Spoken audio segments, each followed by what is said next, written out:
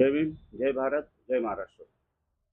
प्रथमतः महाराष्ट्राचं आराध्य दैवत छत्रपती शिवाजी महाराज, आरक्षणाचे जनक छत्रपती शाहू महाराज, छत्रपती संभाजी महाराज, घटनेचे शिल्पकार डॉक्टर बाबासाहेब आंबेडकर, महात्मा ज्योतिबा फुले या सर्व युगपुरुषांना इथे बसलेले 5-6 संघटनेचे प्रतिनिधी आहेत. त्यांच्या वतीने पहिल्यांदा त्यांना नमन करतो आणि आपण आजची ही पत्रकार परिषद जी इथे घेत आहोत ती आपण पत्रकार परिषद आता सुरू करीत आहोत.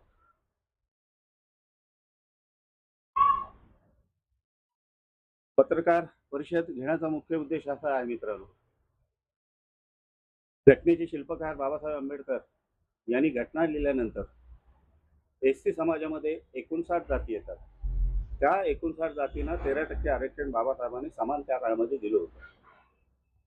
आज स्वातंत्र्य प्राप्तीला 75-76 वर्ष पूर्ण झालेली आहेत. 76 वर्षामध्ये आपण आरक्षण लागू केल्यानंतर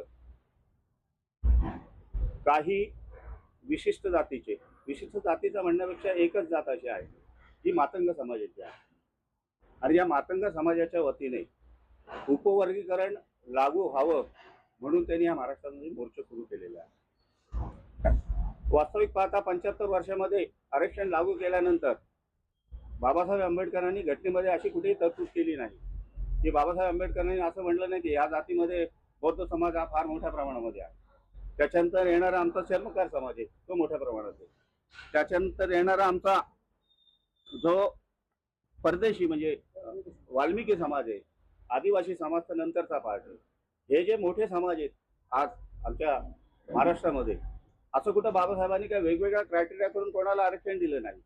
13% आरक्षण सगळ्यांना समान बाबासाहेबांनी शेवटच्या घटकापर्यंत दिलेलं आहे. परंतु मातंग समाजाच्या काही विशिष्ट आमदार त्यांची नावं घेणं गरजेचं आहे. एक भारतीय जनता पक्षाचे आमदार आहेत अमित गोरखे, माजी आमदार आहेत भालेराव साहेब, माजी एक आमदार आहेत दिलीप कांबळे, पुण्याचे आमदार होते माझ्या माहितीप्रमाणे, आणि भालेराव मला वाटतं मराठवाड्यामध्ये मला वाटतं त्या भागातले आमदार आहेत.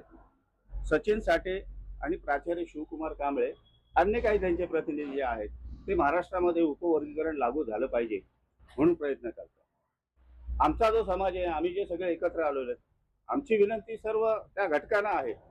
आरक्षण लागू केल्यानंतर बाबासाहेबांनी कोणावरती अन्याय केला नाही. त्यांचं म्हणणं असं आहे की सगळ्यात जास्त आरक्षण जर कोणी घेतलं असेल तर महार जातीने घेतलं.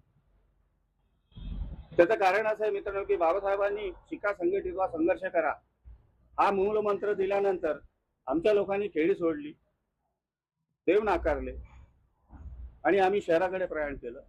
आणि आमची लोक त्या काळामध्ये आमच्या आजी असेल, आजोबा असेल, त्यांनी आमच्या हातामध्ये पेन आणि पुस्तक दिलं. आमचा समाज मोठ्या प्रमाणात शिकला. त्याच्या खालोखाल आमचा कर्मचारी तो देणारा माझा बाप आहे, देणारा आमचा बाबासाहेब आहे. तुम्हाला तुमच्यावरती दरोडा टाकण्याचा प्रयत्न येतो कुठं?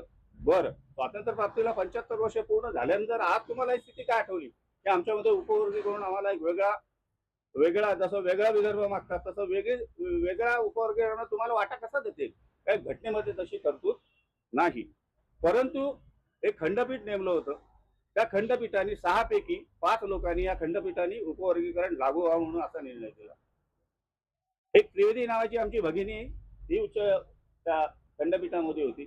त्या ब्राह्मण महिला असताना देखील त्या उपवर्गीकरणाला त्या स्त्रीने विरोध केला. मी तिचं अभिनंदन करतो. तिच्यामध्ये त्या मिनिश नोट त्यांनी मुद्दे दिले. त्या आमच्या जे आता नाव घेतलं चतुर्वेदीताईंनी, ही उपवर्गीकरण जर लागू झालं तर या समाजामध्ये मोठ्या प्रमाणात तेढ निर्माण होऊ शकते हा तिचा अभिप्राय तिने नोंदवलेला आहे.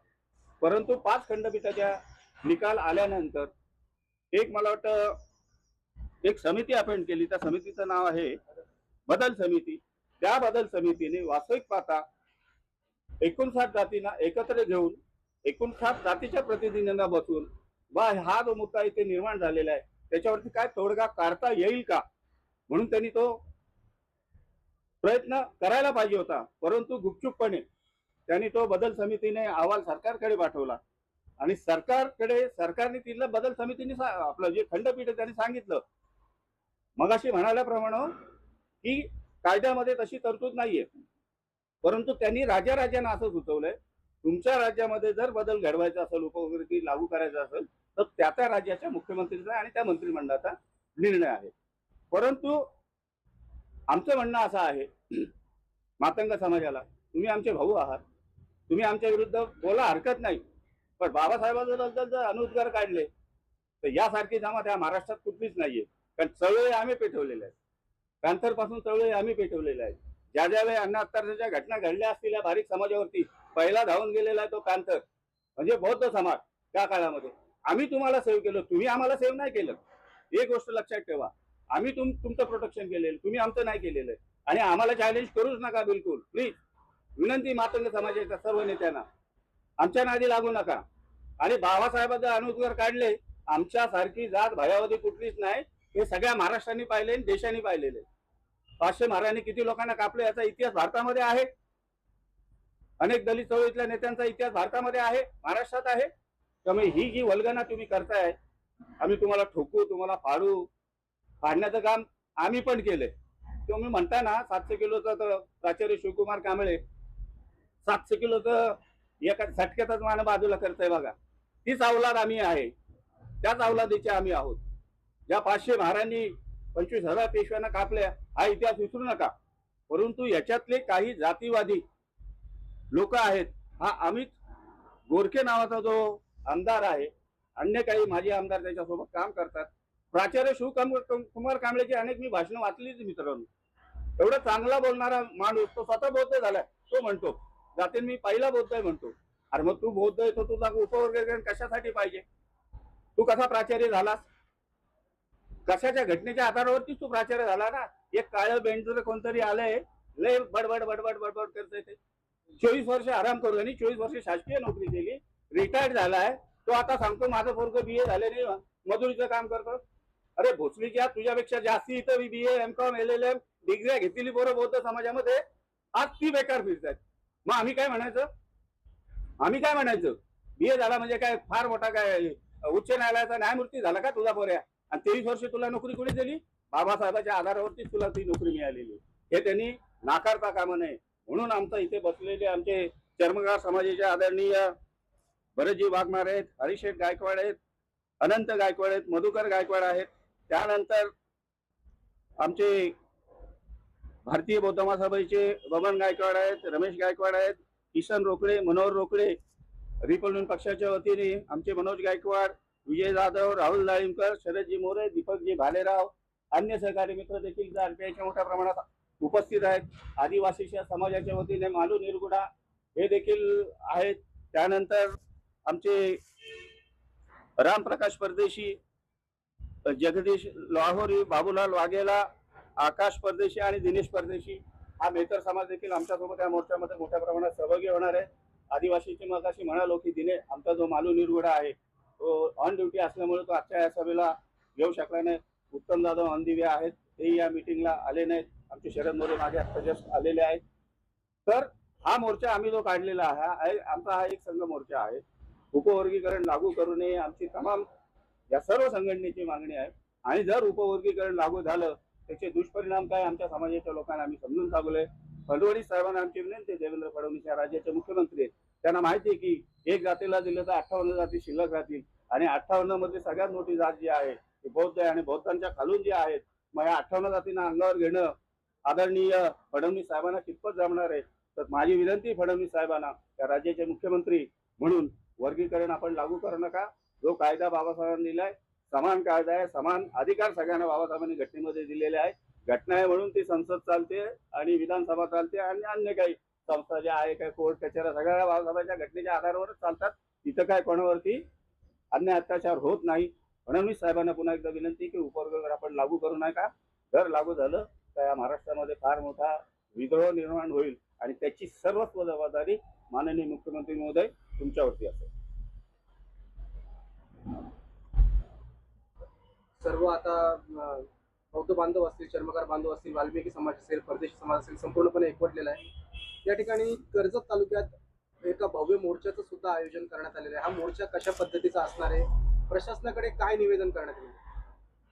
प्रशासनाला आम्ही निवेदन हे देणार आहे, सर्व दलित बांधवांना, दलितांमध्ये येणाऱ्या 59 जातींना विनंती करतो, उद्या सकाळी 11 वाजता छत्रपती शिवाजी महाराज यांच्या पुतळ्यापासून आपण मोर्चाला सुरुवात करणार आहे. मोर्चा हा शांततेच्या मार्गाने असणारे माझे किती मोर्चे काढलेत मला माहिती नाही आतापर्यंत. कधी आजपर्यंत कुठल्याही माझ्या मोर्चाला आजपर्यंत गालबोट लागलेलं नाहीये. आम्ही कायदा मानतो, त्यामुळे कायद्याचं आमच्याकडून कुठं उल्लंघन होणार नाही. सर्व दलित जनतेला माझी जाहीर नम्र विनंती आहे, आपण पक्षभेद बाजूला ठेवून हा मोर्चा कुठल्या पक्षाच्या वतीने आपण काढलेला नाही. सर्व बांधवांना एकत्र घेऊन आपण हा मोर्चा काढतोय. जे लोक आज ह्या पत्रकार परिषदेला हजर नाही झाले त्यांनाही मी नम्र विनंती करतो की उद्याच्या मोर्चामध्ये इतर पक्षामध्ये काही काम करतात आपले लोक, बांधव करू द्या, हा त्यांचा व्यक्तिगत पार्ट आहे. पण उद्याच्या मोर्चामध्ये जास्तीत जास्त संख्येने आपण त्या मोर्चाला सामील व्हा अशी विनंती मी सर्व बांधवांना करतो. राहुलजी, आपण बघतो की कुठल्याही प्रकारे संविधानावर जर प्रश्नचिन्ह उपस्थित राहील तर सर्वात आधी आरपीआय संपूर्ण महाराष्ट्रभर आंदोलनं आणि निदर्शनं करत असते. त्याच रीतीने आता कर्जतमध्ये सुद्धा आरपीआयने पुढाकार घेतलेला आहे. अनेक जण निवेदन देत आहेत, परंतु आरपीआयचं हे आंदोलन आहे ते सर्वांना घेऊन व्यापक स्वरूपात असणार आहे. येत्या काळात संपूर्ण महाराष्ट्रातून किंवा देशातून काही आंदोलन करण्याची काही तयारी आरपीआयने दर्शवली. हे पहा, रिपब्लिकन पक्ष नेहमी अन्यायाच्या विरुद्ध उभं राहिलेला आहे. मगाशी म्हणालो की पॅन्थरच्या टोळीपासून ते आज ताग आहेत. आम्ही मोठे भाऊन सगळ्यांना ज्यावेळेस छोट्या आमच्या जाती त्यांच्यावरती अन्याय झालं, सगळी धावून जाणारी पहिली जमात असेल ती बौद्ध पूर्व शर्वीचे महार, तर तीच धावून गेलेली आहे. हे वास्तव आहे. राज्यामध्ये असा निर्णय लागू करण्याचा प्रयत्न केला. आमची जनता एक गोष्ट लक्षात घ्या, बीडवरून पायी निघालेला मोर्चा आमच्या बांधवांचा, बीडवरून पायी निघालेला मोर्चा मुंबईला 30 तारखेला महासभा झाली. त्याचं प्रतिनिधित्व अनेक आमच्या समाजाच्या लोकांनी केलं त्या भागामध्ये. तिथं पक्षविरोधी तो मोर्चा होता. आनंदराजे असतील, आमचे श्यामदादा गायकवाड असतील, अन्य सहकारी बरेच आरपीआयचे आमचे तमाम आंबेडकरी विचाराचे कार्यकर्ते, आरपीआयचे आमच्या आठवले गटाचे कार्यकर्ते त्या मोर्चामध्ये मोठ्या प्रमाणात सहभागी होईल. असा प्रयत्न जर महाराष्ट्रात लागू झाला, फार मोठी, मगाशी म्हणायला प्रमाणे की फार मोठी क्रांती घडू शकते. एवढी गोष्ट लक्षात ठेवा, हेच मी शासनाला सांगू शकतो. या निर्णयाविरोधात तुम्ही न्यायालयात जाणार आहेत का? न्यायालयानेच हा खंडपीठाने दिलेला निर्णय असल्यामुळे न्यायालयात जाण्याचा प्रश्नच काय निर्माण होत नाही. न्यायालयाचे खंडपीठाचे जे कोणी मगाशी मी म्हणालो 6 होते, 6 पैकी 5 लोकांनी उपवर्गीकरण करावं असं नाही. तो राज्याचा निर्णय, राज्याने घ्यायचा आहे असं त्यांनी त्यांच्या निर्णयामध्ये म्हटलेले. तो घ्यायचा की नाही घ्यायचा, माननीय आताचे जे मंत्रिमंडळातले मुख्यमंत्री महोदय आहेत, फडणवीस साहेब, हा त्यांचा अधिकार आहे. त्यांनी घ्यायचं का नाही घ्यायचं त्यांनी ठरवायचं. जर घेतला तर 58 जातींना त्यांना अंगावर घ्यावं लागेल पुन्हा भविष्यामध्ये महाराष्ट्रामध्ये. आणि महाराष्ट्रामध्ये आज जनगणनेच्या ही 1961 ची जनगणना आहे. आता नवीन जनगणना आता सुरू होते आपली नवीन. आता जनगणनेनुसार आमची लोकसंख्या 1.25 कोटी, 1 कोटी 14-15 कोटीच्या पुढे गेलेली आहे बौद्ध समाजाची. बाकी तर सोडूनच द्या. एवढा मोठा समाज तुमच्या विरुद्ध पेटून उठेल वेळ आली तर उद्या. त्याचे दुष्परिणाम भोगायला तुम्ही तयार राहा. मग उद्याच्या मोर्चासाठी संपूर्ण तालुक्यातून अनेक बांधव उपस्थित असणार आहेत. तालुक्यातून जेव्हा बांधव येतील तेव्हा त्यांना आणण्यासाठी किंवा या ठिकाणी मोर्चाचं कशा रीतीने नियोजन असतं? स्पष्ट भाषेत सांगतो, आमचा समाज हा अत्यंत गरीब आहे. हा राजकीय पक्ष नाहीये. आमच्याकडे ना आमदार आहे, ना खासदार आहे, ना मंत्री आहे, ना संत्री आहे. आम्ही गरीब लोक आहोत. गेल्या 5 दिवसापासून सातत्यपूर्ण ग्रामीण भागामध्ये सर्व मानव आमचे भारतीय बौद्ध समाज ते त्यांच्या पद्धतीने त्यांची रिक्षा असेल, 4 व्हीलर असेल, ते घेऊन ते फिरलेले. आदरणीय वाघमारे साहेब, हरी गायकवाड, तेही त्यांची गाडी घेऊन अन्य त्यांचे सहकारी फिरलेले आहेत. आमचे जे वाल्मिकी समाजाचे लोक तोही त्यांच्या पद्धतीने कर्जत शहरामध्ये, त्यांचा समाज हा अल्पशा असल्यामुळे कर्जत शहरातच मोठ्या प्रमाणात आहे, तेही त्यांच्या पद्धतीने प्रचार प्रसार घरोघरी जाऊन करतायत. आरपीआयच्या बाबतीत तर काही विषयच नाही. आम्ही सगळ्या खेडोपाडी जाऊन जवळजवळ मी आतापर्यंत 35 गावांना भेटी दिल्या. जी मोठी मोठी आमच्या समाजाची गावं त्या 35 गावांना आम्ही भेटी दिलेल्या आहेत. आणि मोठ्या प्रमाणात हवे तर मी फोटो तुम्हाला शेअर करतो. ज्या मीटिंग झाल्या अनेक लोकांनी आम्हाला कोऑपरेट केले. आणि आमच्याकडे पैसे नसल्यामुळे प्रत्येक जण, आता आमचा समाज बऱ्यापैकी प्रोग्रेस झालेला आहे. ही काय राजकीय काय आमदारकीची निवडणूक काय खासदारकीची नाही, लोकांना आम्ही पटवून सांगितलंय. ते त्यांच्या पद्धतीने त्यांची वाहनं घेऊन त्यांचा स्वतःचा पैसा खर्च करून उद्याच्या मोर्चाला ते उत्स्फूर्तपणे येतील असा माझा ठाम दावा. या मोर्चाविषयी किंवा या कारणाविषयी तुम्ही स्थानिक आमदारांना काय पत्रव्यवहार किंवा भेटले आहेत का? नाही, आम्ही स्थानिक आमदार ह्या बाबतीमध्ये भेटलेले नाही. कारण हा माननीय आमदार महोदयांच्या अखत्यारीतला विषय नाहीये. केंद्र सरकारचा मी मागाशी म्हणालो जो अहवाल सादर केलेला आहे तो राज्याच्या मुख्यमंत्र्यांचा आहे आणि ते सत्तेमधले आहेत. आता त्यांनी ठरवायचं आहे की त्यांना पाठिंबा द्यायचा का नाही द्यायचा. माननीय आमदार महोदयांनी हा त्यांचा प्रश्न आहे. कारण ते मंत्रिमंडळातले तेही सहकारी मित्र आहेत. शिंदे सेनेचे तेही आमदार आहेत, राष्ट्रवादीचे आमदार आहेत, आमचेही आमदार आहे. 27 आमदार माननीय मुख्यमंत्र्यांना भेटलेत आमच्या समाजाचे. त्यांनी आमच्या समाजाबरोबर अन्य जे चर्मकार समाज मातंगाचे काही आमदार जाऊन भेटले, 2 मंत्री महोदय त्यांना भेटलेले आहेत. किंवा तुम्ही उपवर्गीकरण लागू करू नका असं मुख्यमंत्र्यांना त्यांनी निवेदन दिलेलं आहे मंत्रिमंडळामध्ये.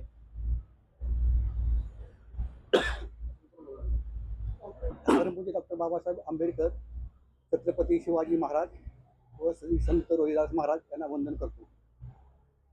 महाराष्ट्रामध्ये चर्मकार समाजाची लोकसंख्या जवळजवळ 15% आसपास आहे.